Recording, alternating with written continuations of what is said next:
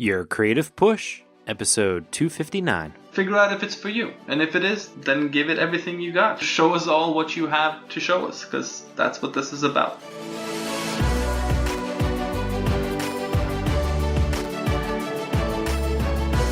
Welcome to Your Creative Push, the podcast that pushes you to pursue your creative passions. I'm your host, Youngman Brown, and my guest today is Even Mehl Amundsen.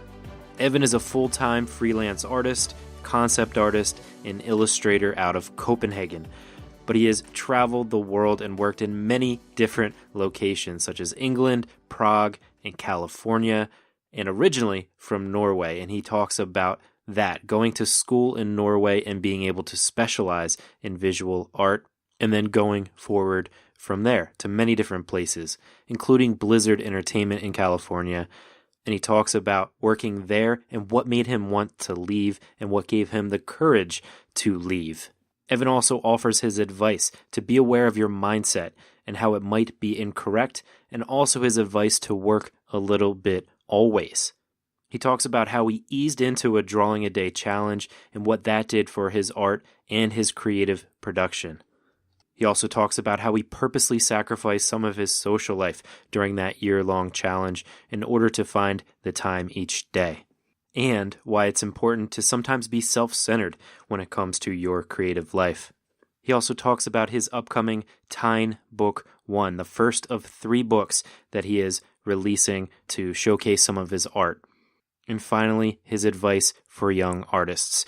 Evan is a smart and thoughtful guy, and he offers tons of valuable insights and stories from his own personal creative journey that you can definitely relate to and that will definitely help you out.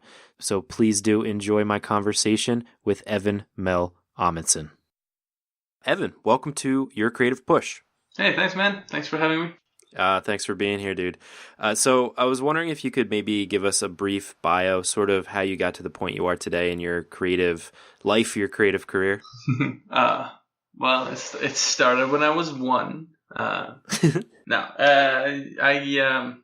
had the great fortune of going to school in Norway, which means that about the age of 15, 16, you can start sort of specializing towards the kind of career you want to try for.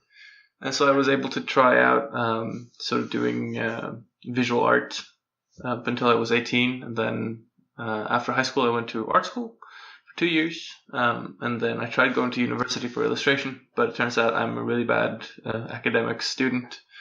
So I quit after a year, figuring it was too expensive, because I went to England, which being that that's outside of Norway, obviously, that makes it a lot more expensive. And after a year, I felt that the expense versus sort of learning curve was not best served by staying. So I packed up and went back to Norway, and a friend of mine put me onto this outsourcing company in Quebec in Canada that I tried out for, and did that over a summer, and got in, and that was kind of my way into the industry. And then after that, it's been sort of in and out of houses here and there. So first it was Volta for 3 years, and then with 1 year of freelance in Prague in the Czech Republic, and then 6 months of work in California for Blizzard.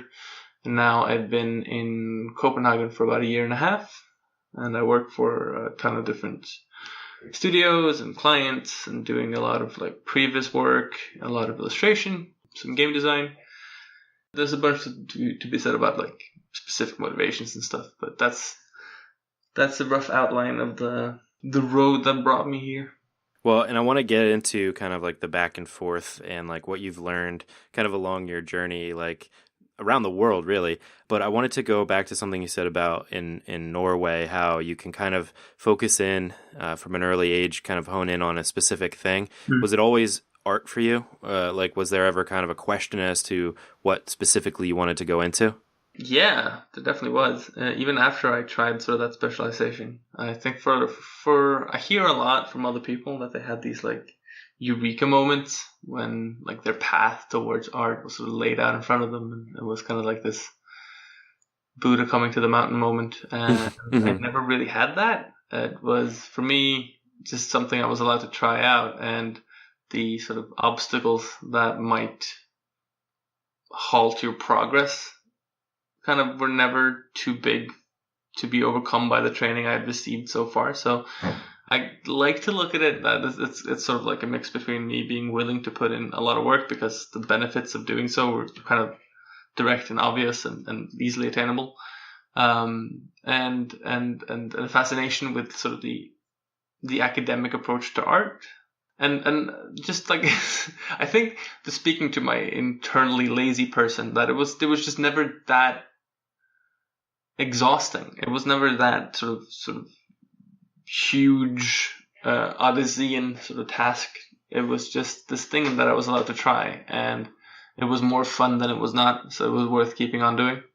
Right. And I think that's something that holds some people back, is when they start taking it too seriously and they start thinking about all the implications of, what this this thing that started as like a fun thing to do, like a pastime, a hobby, something that you enjoyed doing. And then it suddenly turns into this thing where you have this overall goal that you need to reach, or like the monetary constraints, or like, how are you going to make this fit into your life? And I think that's when it starts to get icky. That's when the like laziness and like the other kinds of resistances that we like to talk about on the show start to seep in. Mm-hmm. So I think that's the idea then, is to just continually reach towards that fun, like the enjoyment that you get from it. Would you have any advice then for people who maybe get stuck in those like icky resistances?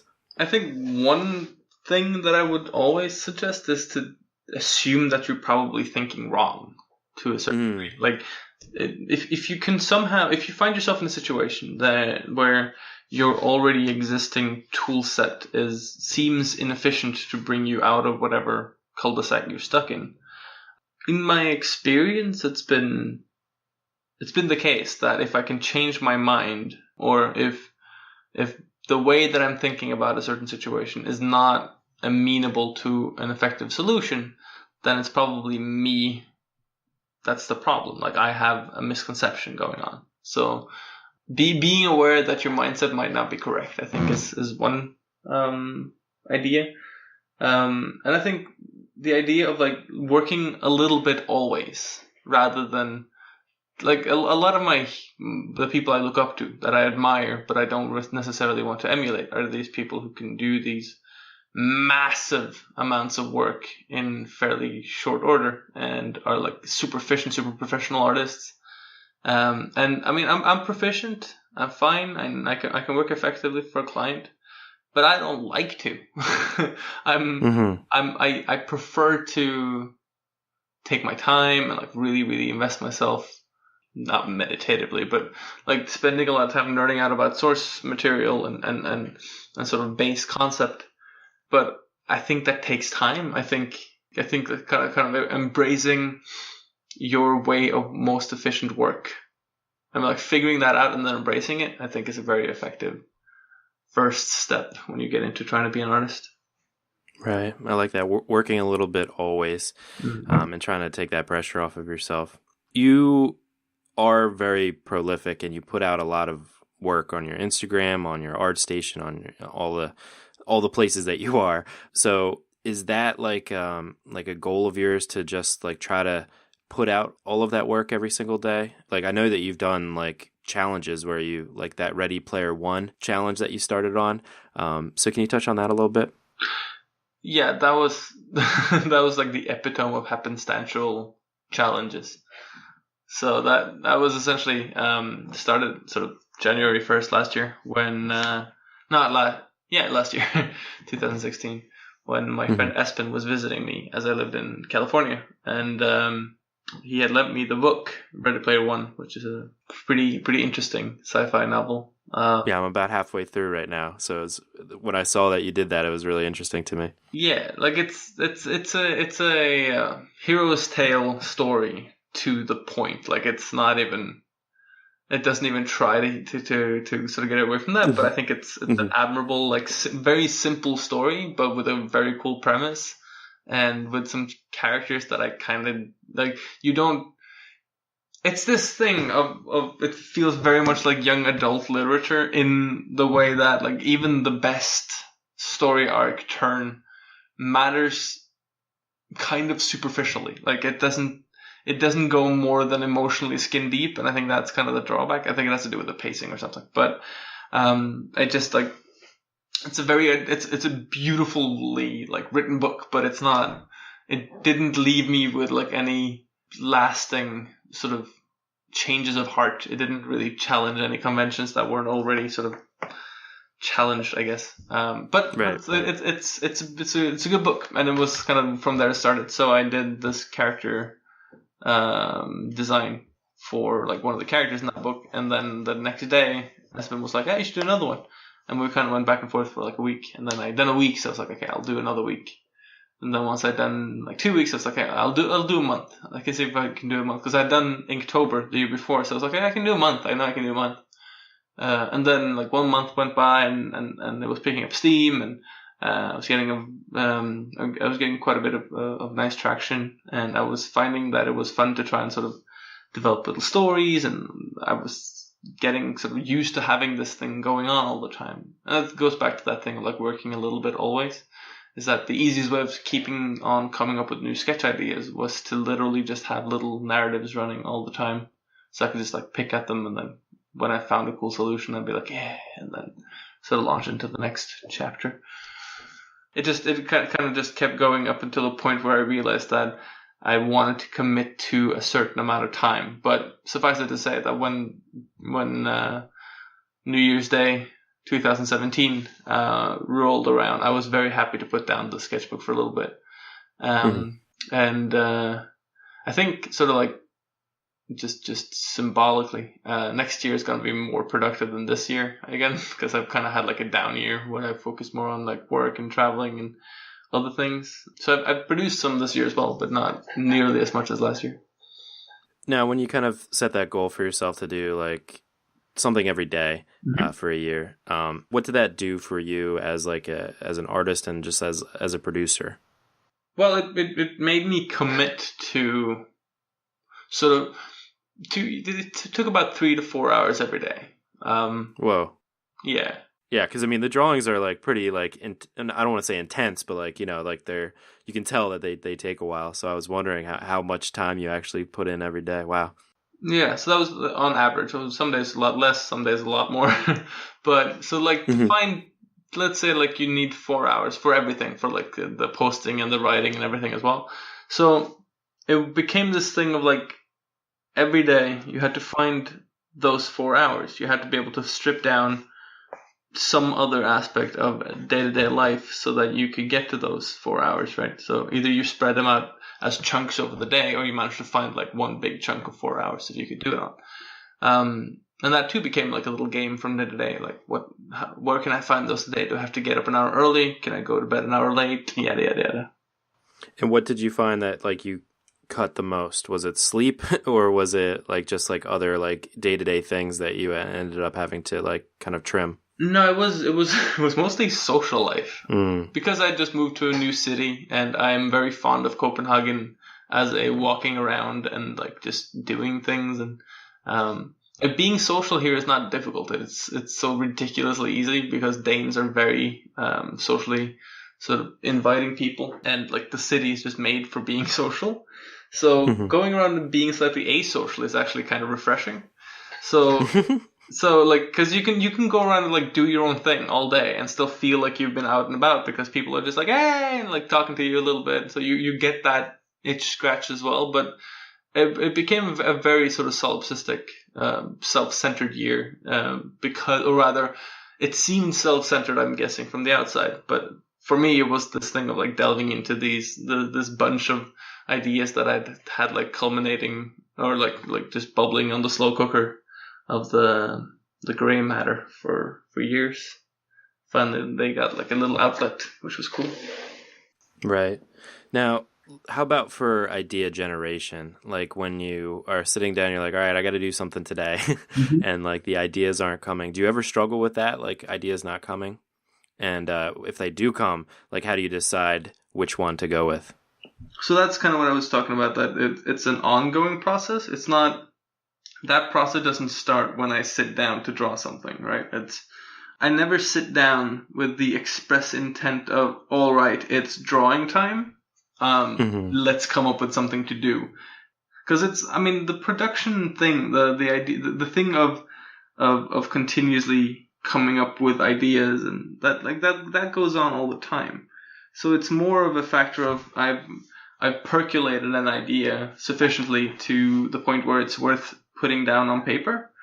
So let's go and do that. That's kind of where the drawing starts. Like it's not an end up into it itself. It's merely a tool for production. Unless it is. Sometimes I sit down to draw just to put marks on paper, because that's fun too.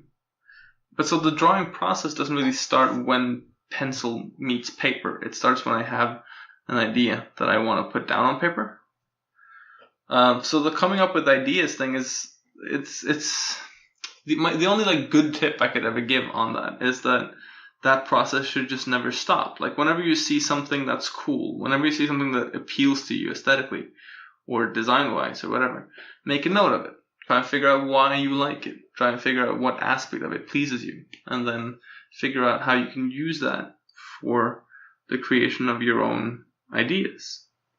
No, I love that. And that's something I try to promote all the time. It's that making your life a creative life, as opposed to these chunks of all right, I found these 4 hours and this is my drawing time. And when I'm not drawing, I'm not thinking about drawing.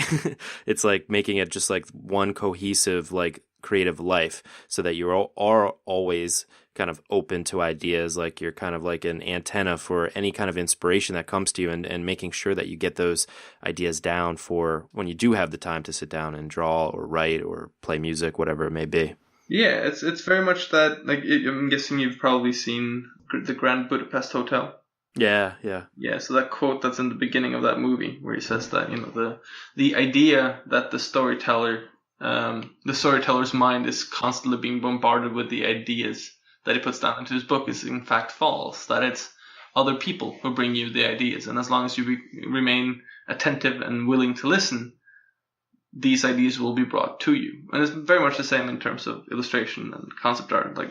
All the cool ideas are not gonna spring out from some wellspring in your brain. It's out there. Everything we do is the world reflected through our work. Nothing's ever truly original. So you might as well involve yourself in that search process, in that process of finding out what aspect of the world really vibrates with you. Not to sound too hippie, but whatever floats your boat, whatever you find interesting, and therefore whatever you would like to sort of focus on in your work.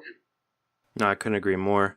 And that takes the pressure off too for people when you do understand exactly what you just said, that Grand Budapest Hotel quote, is that it's okay to take inspiration from other things, and you don't have to sit down and be all right, I need to come up with this completely original idea, something that's never been done before. If you can just embrace that idea that you talked about, to just bring in all the inspirations from everything that happens to you in your life, everything that you're attracted to, everything that you really care about, and just kind of merge them all into one, and just put the best version of what makes you out there. There's no better thing than that. And it's okay that you are not copying off of other people, but, kind of borrowing from other people. Yeah. Or if you want to be sort of all postmodern about it, you could just say Picasso, right? That good artists, they borrow, but great artists, they steal and make it their own. So the whole idea of that being that when you see a Picasso, you immediately know that it's Picasso. But that's just because he co-opted an entire artistic direction. Do you know any other cubists than Picasso? Maybe No. Rock, his I don't. studio partner, right? But that's my point. Right. So that's his point essentially, right? And so every artist you see, especially within this sort of niche of concept art and illustration, every artist you see is so heavily influenced by other people, who themselves are so heavily influenced by other people. And it all goes back and back and back and back into manifestations of illusions of nature anyway.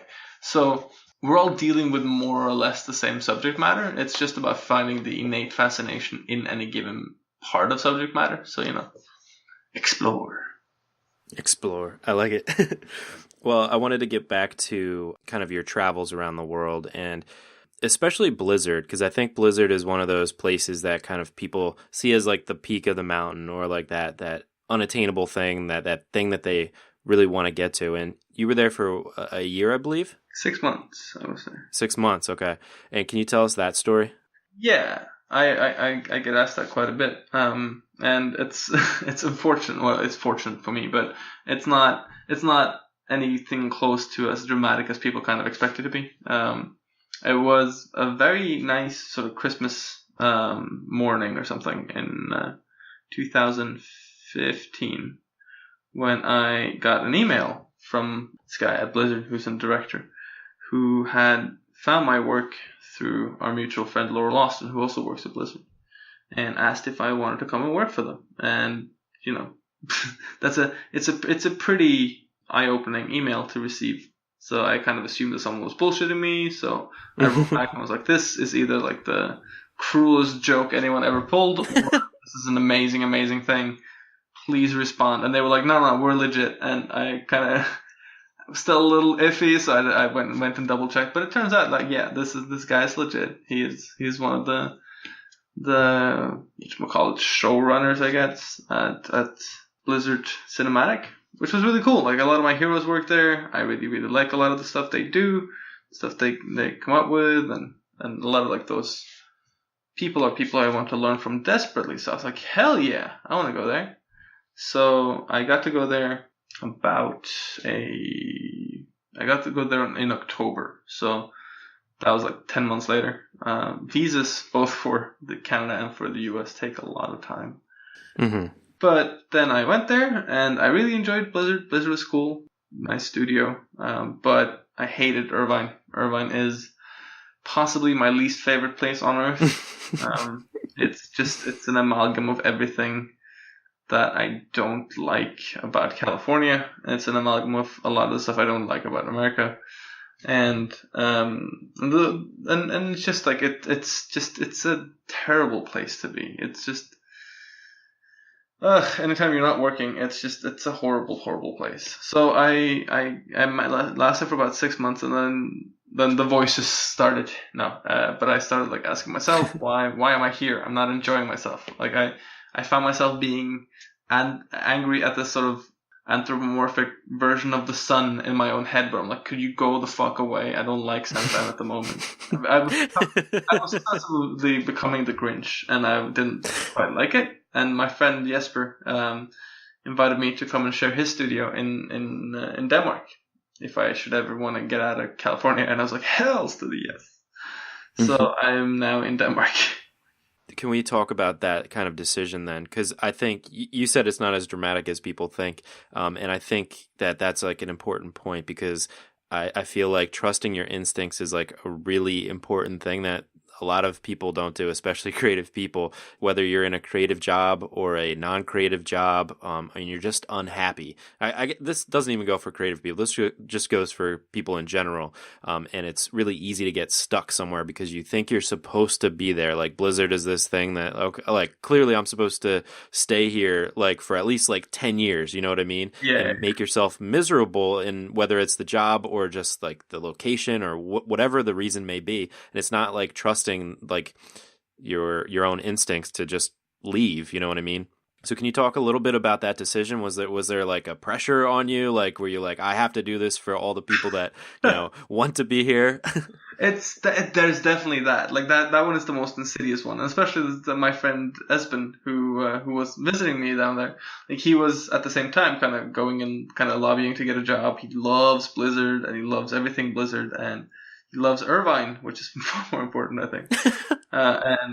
And it's just, you know, he really wants to go, and like he loves the idea of going to work for Blizzard, even though like he comes to visit me and he sees that I'm kind of miserable, but he's like, you know, like he still loves it. I'm like, you know, that's God bless, that's cool. But for me, it was just like the fucking worst, so I couldn't do it. Mm-hmm. But yeah, no, I definitely, especially with my, I think it was the first time in my career when my mom felt like positively elated about it. Not because it was Blizzard, because she doesn't really play video games, but it was because it was like this steady job that she had an idea who my client was. Like it was something she could say to other people, and they would know. And not that she really like has a problem with what I do, but I don't think she does at all anymore. But it was just this thing of, I could see it was just thrilling her to be able to sort of discuss this stuff with other people, and I felt so bad that I was going to take that away from her. But then the logical question became like, do you really think she would want that at the expense of me enjoying what I do day to day? And definitely not. So it wasn't a very hard thing to get over, but that was definitely one of those things that when you already want to do this thing that's kind of hard to think about doing, that was that was definitely something that weighed heavily for a while. Right. Yeah. Very inspirational to be able to, leave a situation that isn't making you happy, to have that kind of self-awareness, and then the kind of courage to do it for yourself, even if your parents won't approve, or your friends won't approve, or your fan base maybe won't approve, to just do what you know is right, and to not waste a lot of time to make that ultimate decision that you're going to end up making at some point. Like, don't live in misery. just make that decision as soon as you can. Yeah, I think this partly is also like why I'm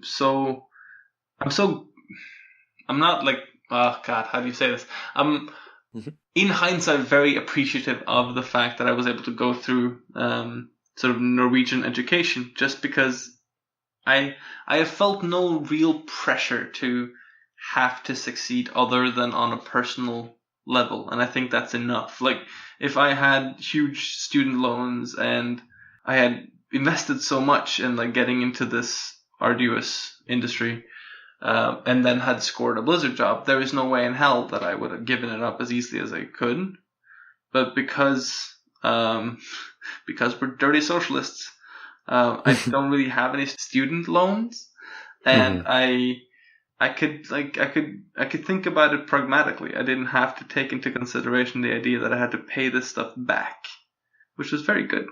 Yeah, well, like you said, I think that a lot of Americans, a lot of people in the world they have this hypnosis because society tells them that they have to get like a job where they make money, and it's like about not your own personal happiness, but like your own kind of personal wealth or your own like personal security. And I think that's like the wrong way to think about it. And I think it takes people a long time to figure that out. And some people don't even figure it out until they're on their deathbed, that they just wasted all this time doing something that they personally like didn't want to do. Like, it didn't come from inside of them. Everybody needs a Norwegian education, I think. Well, I mean, there are, obvious downsides to like full socialized educational systems, but that one thing I'm so pleased about, because it means that I could go back to school tomorrow and not like have to stress about it. And like if it should turn out that the industry tomorrow just like let out and oh my God, no one can get a job, I could go to something else. It's good to have a backup. Yeah. My mom would always make that joke, like kind of slyly. Whenever I moved to a new city, she would sort of look up math classes. Just so you know, like if this whole illustrations thing shouldn't work out, I'd have something to fall back on. I was always so good at math, that kind of thing. And I took it with as good grace as I could, like she's my mom, she cares, it's cool. But then the vindication is probably the best sauce in life. So when the engineering sector in Norway took a hit a couple of years back, when, for whatever reason, the oil market turned again, a lot of engineers got laid off. My mom didn't get laid off, but it was this whole thing of like, she's getting close to retiring and yada yada. So they were talking about this stuff during one of our summer get-togethers with the family, and I kind of nonchalantly leant over and said, Mom, the art school in Oslo's got some really good life drawing classes. You just had something to rely on if this whole engineering schmozzle shouldn't work out. And I think if looks could kill, I would be very much 6 feet under. Because that was not an appreciated joke at the time. Yeah. Well played, sir. I wanted to switch over to TEGN. Is it pronounced TEGN? Yeah, that's perfect. Could you talk about that project? Yeah, so TEGN is kind of what came out of the 366 drawings from last year. My friend Spiridon, who is a bookbinder and graphic designer, for him it was a no-brainer. Like, should definitely make a book, and I really didn't want to for a little while. It was just like, What? Why not? I just, I had no idea how to do it. It seemed like a lot of stress. It was not something that. I mean, I was in my mind. I was just gonna kind of be done with it. So I was just gonna give out everything on like a PDF, like just all the drawings, so I could kind of be done with it and then go and do something else. But he is very much an enthusiast of good art books and kind of set me down and like, you got so much good material here. We could do something cool. And I was like, yeah, okay, let's try and do something. So we did the first campaign now this summer, and it went really well. And so we've sort of spent the time since, between like freelance work and whatever we do sort of on the weekdays. We've been sitting down and like figuring out everything from defining our printer and like figuring out all the graphic design and layout. And we just printed the other day, and we will have books in our warehouse in Germany in about a week and a half, and then I'll go down there and do all of the signings and the signatures, and then we will I meant sketches and signatures, and then send them out, and then hopefully we'll do campaign for book number 2 sort of in the end of November, start of December something, or we might do it later, we're not sure. Depends a little bit on when we get certain things done, but there are 2 more books coming after this one. Very cool. Now, was there any like holdbacks aside from like learning how to do it, like how to make a book and like kind of the stress that's involved with that? Was there any hesitancy like for you as an artist to like put your work out there in that way? No, not really. Like the whole risk there is exposure, and I'd already been doing that pretty actively for like over a year. Mm-hmm. So I was okay with that. Like I don't mind people seeing what I do and when I fuck up and stuff, because it's fine. And I mean, the more embarrassing the fuck up, the less likely you are to repeat it. So, I'm fine with that. But it's more, it was more just, I'm kind of lazy when it comes to these things. I don't enjoy the rat race. I don't enjoy this overemphasis on sort of working ourselves to death. And so that was my only hesitancy. The idea that it would be another bunch of work that would keep me from doing the things that I wanted to do, and I still have like a big list of things that I want to do, but it takes time and it takes personal investment, and that you got to sort of dole out when you have it. Right. Well, you talked about building up an immunity to fucking up, and you talked about kind of an inherent laziness. Are there any other things that hold you back, like comparison to others or anything else like that? Well, it depends on what you mean by holding me back. I think in terms of being a truly professional illustrator, like a quintessential professional, I think I lack a certain ruthlessness. I care very much about my clients. I care very much about the pieces that I do for clients. Even the times when I kind of, for professional reasons, have to distance myself from the work, I still kind of care, But there's a certain ruthlessness to a lot of like the very high professional stuff that I think is a level of professionalism that I don't have or don't want. Like it's not necessarily my favorite illustrators to do that, but like definitely the ones that I know who are like the most professional, if that makes sense. So like meaning like you lack the ruthlessness, meaning that you like spend too much time on the things, or you like over deliver, or nothing so self-flattering. It's more to do with the fact that pure professionalism is distancing yourself from the product in order to deliver a objectively like a product that hits closer to the pre-stated goal, but that also demands that you can have sort of certain objectivity as it relates to the work. And while that's the ideal, I have a hard time doing that because I care a lot. So like when it comes to stuff that I'm really into, like armor design and character design, stuff like that, I have to sort of like, I have to set the parameters really clearly with my clients so that I don't overinvest, because I kind of tend to do that. So like it tends to, well, not tends to, but sometimes it happens that I will have sort of suddenly spent 4 hours sitting down and figuring out this like personal aspect of a character who I have no sort of input on. It's just something that makes like the design process more interesting for me. But but in the end, like whatever I came up with, this is like neat detail that I wanted to put in that really like kicks the character for me. The client would be like, yeah, that has nothing to do with the character we thought up, and I was like, damn it, I lost 4 hours for nothing. Right. It's that kind of thing, which works very well when you work pre-production singular with your client, but doesn't work so well like if you start working in a team, for example. Especially when you then start coming up with a little bit about everything and everyone, and you have this like beautiful thing going on, and like you have this almost like communicated wisdom moment where you're like, I see everything, and then someone goes and disapproves of something, and like the whole thing just falls down, and that is so exhausting that you can't really like do it continuously, and so it just becomes you against everyone else, and that sucks for sort of teamwork. Yeah, it's like somebody asks you to babysit their kid and you try to come up with their entire life plan, like their whole college education, what they're going to do and like what job they're going to get. And then they come back and they're like, no, we just wanted you to babysit our kid. Yeah. Well, before we get to the final push, I was wondering, did you have any advice that you would give to a young artist? I mean, that's very specific. I mean, that depends a lot on the artist, but I think to rephrase it slightly, just to be something that I can clearly state yes to. If I could tell myself as a younger person something that I think would be invaluable, it would be like to slow down my process. I think the quickest way of getting quicker is to slow down, to make sure that you make choices deliberately and with forethought and intent, so that you can have a good idea of whether or not your choice achieved your set goal.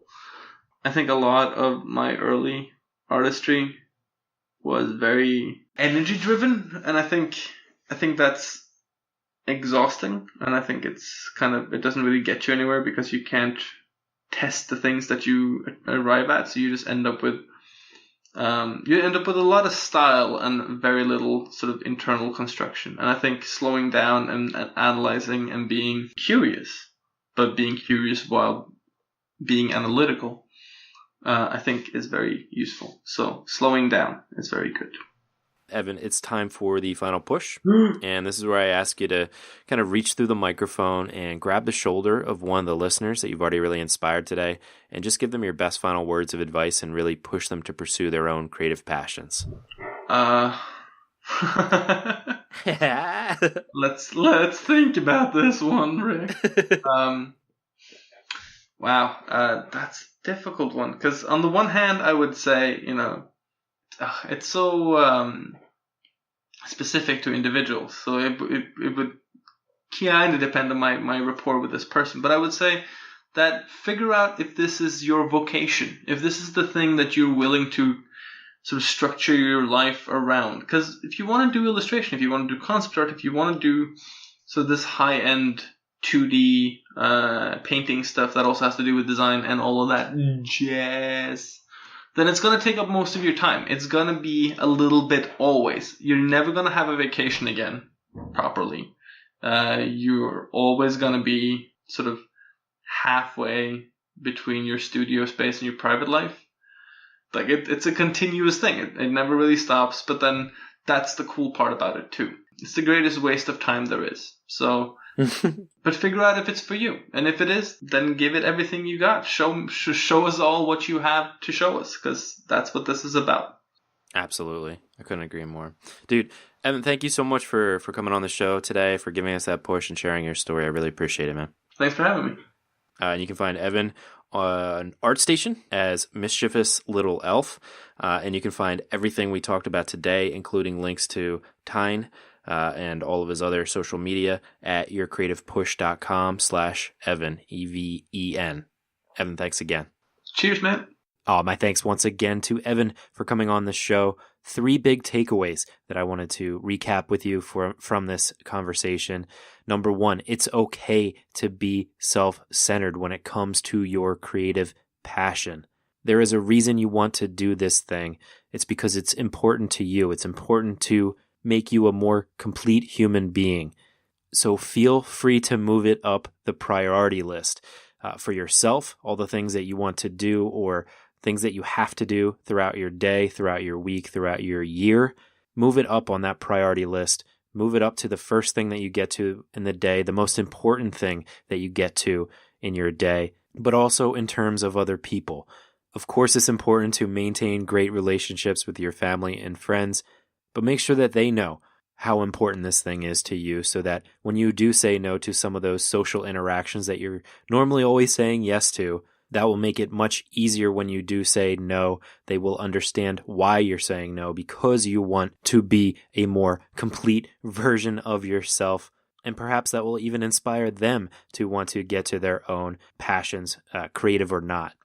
Number 2, work a little bit always. Again, those big life projects can sometimes be very daunting. So if you're able to chip away a little bit every single day and make it that habit, it will be so much easier to complete them, and it actually won't feel like work. It won't feel like a giant, massive project, but you'll still have that reward, that great feeling after you do complete it. And number 3, leaving Blizzard. And I love that story, not because it's Blizzard, but it's because of the fast way in which he was able to really trust his instincts. And it's so important to trust your own instincts. When you know something isn't right, don't get stuck in it just because you think you're supposed to. It's something we all deal with. It's something I'm currently dealing with. And of course, it's not good to just say, all right, like this doesn't seem like it's working out. I quit. Like make a plan, of course, but really listen to your intuition, listen to your instincts, and develop a plan from there. Just because other people tell you it's the thing that you're supposed to do, just because it seems like this big opportunity that you maybe wanted when you were a kid or thought that you were going towards when you were going through college, just because it's the thing that you think you're supposed to do, if it doesn't feel right, listen to yourself. Don't waste too much time living in that because it will become an even bigger regret when you look back at it. On our next episode, we have Amaryllis Henderson. Amaryllis is a watercolor illustrator who has created these wonderful works of art called watercolor devos, short for watercolor devotions, a way that she was able to combine her watercolor paintings, her watercolor illustrations with her religious devotions. So she comes on to talk about not just that of being able to combine two different things that you're very passionate about into one awesome thing, but also the world of online teaching. She's a teacher on Skillshare. She talks about what people can gain from not only taking Skillshare classes, but maybe even considering becoming a Skillshare teacher themselves. You can find her work at watercolordevo.com, or on Instagram she is watercolordevo, and we'll have that as well as everything we talked about today with Evan linked up at yourcreativepush.com/259. But that is all I've got for you today. So hopefully you were inspired to go and get your work done. So go and get it done, and we will be here for you next time if you need the push again. I love you all so much. Go get some amazing work done, and we will catch you next time. Bye. Never miss a push. Head to yourcreativepush.com/subscribe to find the easiest way for you to subscribe to the podcast.